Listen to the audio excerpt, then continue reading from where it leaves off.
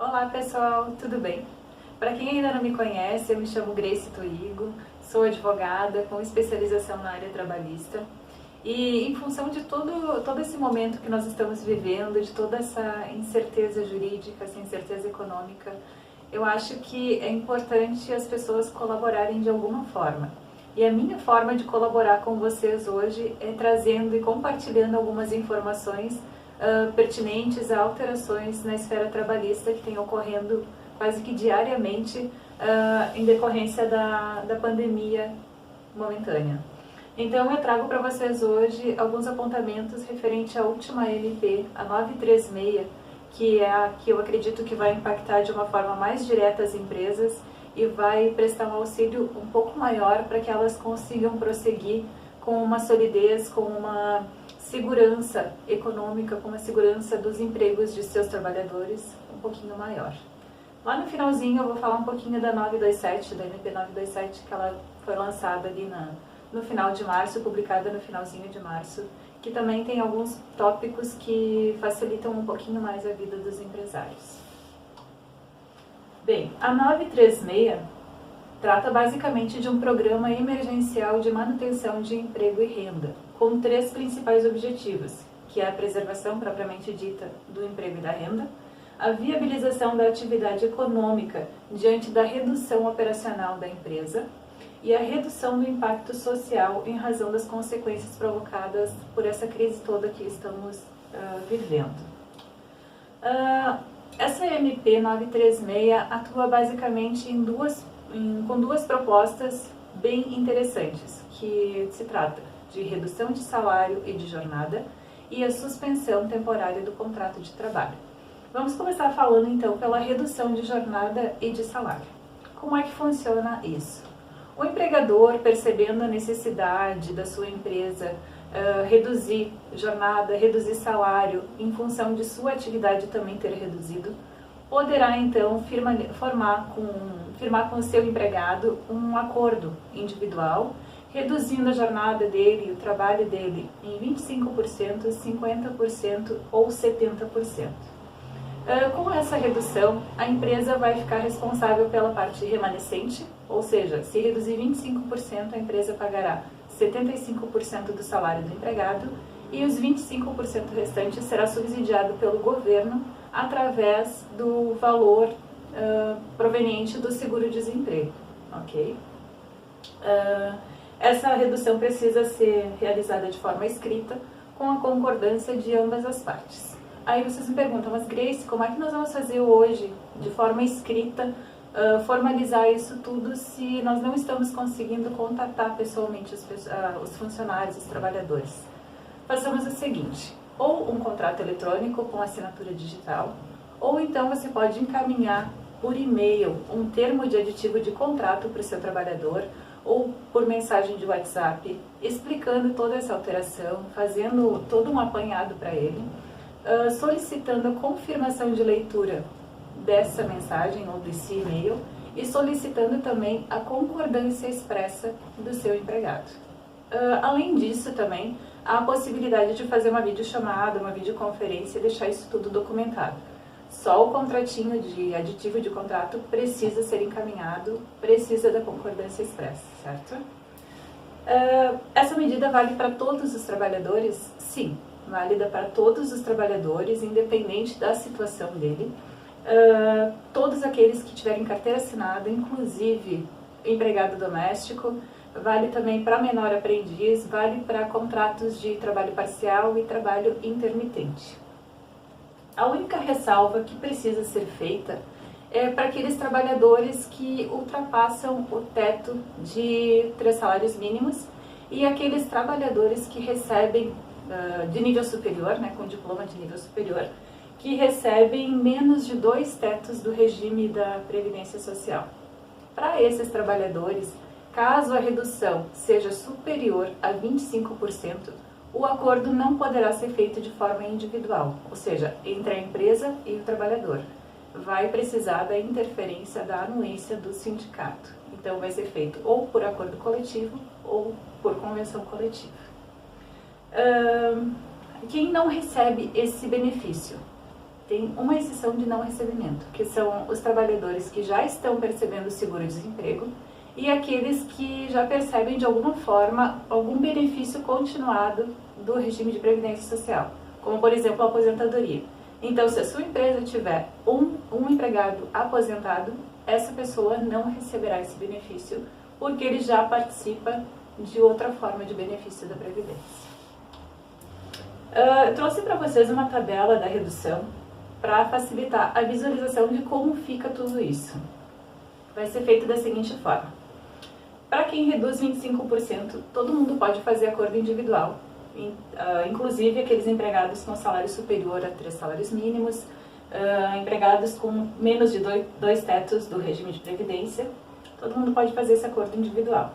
E então vai funcionar da seguinte forma. Reduziu 25% da jornada e do salário. A empresa vai pagar 75% do salário do empregado e o governo vai arcar com 25% do valor do seguro-desemprego. Frisa bem essa parte, 25% do seguro-desemprego, não do salário. A empresa vai pagar o remanescente, ali os 75% sobre o salário, enquanto o governo vai pagar sobre 25% do seguro-desemprego. Da mesma forma, 50% e 70%. Quais são os requisitos e como solicitar essa ajuda para o governo? O requisito para fazer essa redução, um deles, manter o valor do salário hora do seu empregado. Pode reduzir o salário, pode reduzir a jornada, mas o valor pago por hora trabalhada vai ter que ser mantido o mesmo. A pactuação mediante instrumento de acordo individual ou então de acordo coletivo ou convenção coletiva, com aviso com 2 dias de antecedência no mínimo. Como é que faz esse aviso? Da mesma forma, meio eletrônico, e-mail ou WhatsApp com confirmação de leitura e concordância da parte. O prazo de manutenção para essa situação é de 90 dias. Quem participa desse programa de redução tem um período estabilitário de forma provisória. Esse período corresponde ao período da redução propriamente dito e o período equivalente ao ocorrido a redução assim que ela encerra. Por exemplo, o seu empregado ficou na situação de redução de jornada e de salário por 2 meses. Então, ele vai ter 2 meses de estabilidade enquanto perdura a situação e mais 2 meses depois que a empresa retomar suas atividades. Essa estabilidade só encerra, só é cessada em caso de despedida por justa causa. E como é que faz para solicitar esse auxílio? Depois de firmado o acordo dessa alteração toda, a empresa deverá encaminhar ao Ministério da Economia a informação, a solicitação da contribuição do benefício. Como será feito? Ainda não temos essa informação. Simplesmente saiu o MP, mas não existe ainda essa informação de como proceder. Eu acredito que vai ser via portal, como tem sido feito o restante das situações todas. Então, acredito que vai ser feito via portal e a forma de pagamento para o empregado do valor que vai ser subsidiado pelo governo também não foi decidido ainda. Assim que saírem essas informações, eu retorno e informo vocês também como proceder com isso. Outra parte da MP refere-se à suspensão temporária do contrato de trabalho. Então, vai funcionar da seguinte forma. A empresa não é uma empresa que exerce uma atividade essencial nesse momento, então não pode estar com suas atividades em andamento. Vai suspender o contrato dos seus empregados porque não tem como trabalhar. Então, como é que vai proceder? A empresa vai acordar também mediante um instrumento de acordo individual de trabalho, ou então através do sindicato, essa suspensão. Aí, com essa suspensão, ela não pagará absolutamente nada para o seu empregado. Quem vai custear o valor referente ao pagamento dele vai ser o governo, através do pagamento do seguro-desemprego, o valor como base do seguro-desemprego. O prazo para essa suspensão é um pouquinho menor do que o prazo estabelecido para redução de jornada de trabalho. ele vai ter o prazo de 60 dias, podendo ser dividido em 2 períodos. Por exemplo, a empresa não sabe se essa situação de calamidade pública vai perdurar por 2 meses. Então, ela suspende as atividades por 30 dias e, se perdurar por, depois que encerrado esses 30 dias, ela pode suspender por mais um período de 30 dias novamente. Durante esse período de suspensão, todos os benefícios que já eram pagos ao empregado deverão continuar sendo pagos. Por exemplo, vale alimentação, vale refeição, plano de saúde. Nada disso pode ser cortado neste momento. Não pode também haver prestação de serviço de nenhuma maneira. Ou seja, enquanto perdurar a suspensão de trabalho, o empregado não pode prestar nenhuma forma de serviço, seja por telefone, seja tirando dúvida por e-mail, por WhatsApp, sob pena de cancelamento dessa suspensão e retomada do status anterior com pagamento de salário normal. A garantia provisória nessa situação é idêntica à anterior, período de estabilidade durante a suspensão, com igual período posterior à normalização da situação toda, salvo o caso de justa causa também. A tabela de pagamento para esse caso fica da seguinte maneira. Para as empresas inscritas do Simples, não há necessidade alguma da empresa colaborar com o pagamento do seguro-desemprego.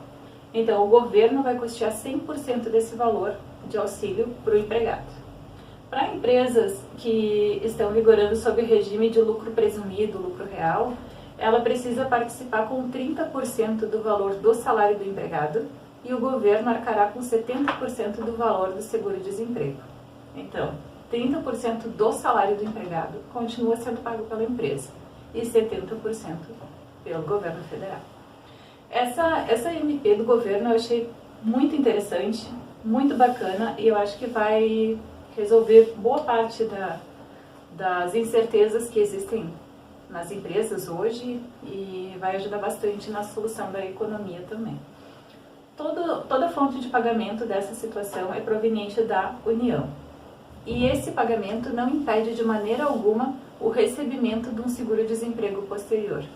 Por exemplo, o trabalhador retomou suas atividades normais 2 meses após a cessação do estado de calamidade pública. E 3 meses depois ele foi despedido sem justa causa. Ele tem direito ao recebimento do seguro-desemprego? Sim, se ele preencher todos os requisitos previstos na legislação do seguro-desemprego, ele vai receber, independentemente de ter recebido esse benefício emergencial nesse momento. E quando que se encerra essa situação toda?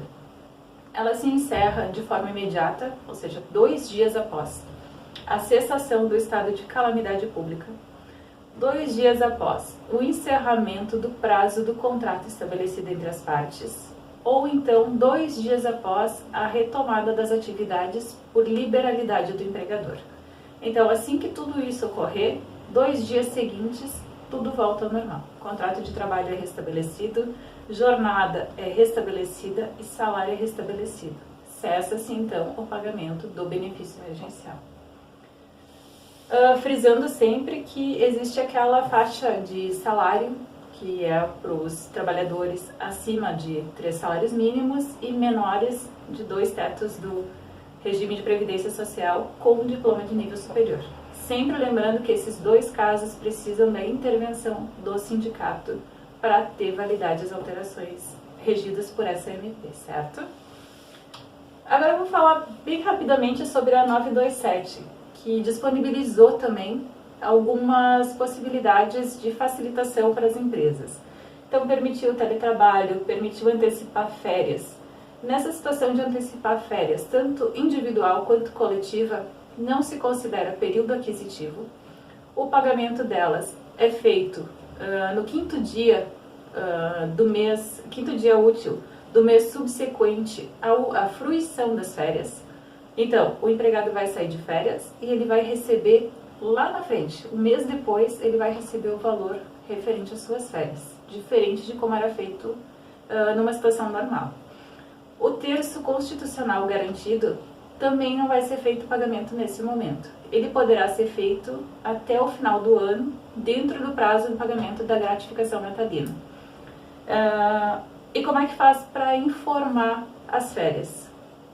2 dias corridos antes. Não tem mais aquela previsão de 30 dias, porque é emergencial, é uma coisa que precisa ser feita neste momento. Então, passou os 30 dias, não tem mais 30 dias, 2 dias de antecedência, informa o seu empregado, concede as férias, paga depois.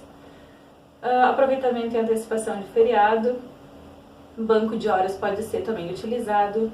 O recolhimento do FGTS também teve um ajuste com relação às competências dos meses de março, abril e maio, podendo ser pagos lá na frente e de forma parcelada, sem atualização, sem juros, sem multas, sem nada.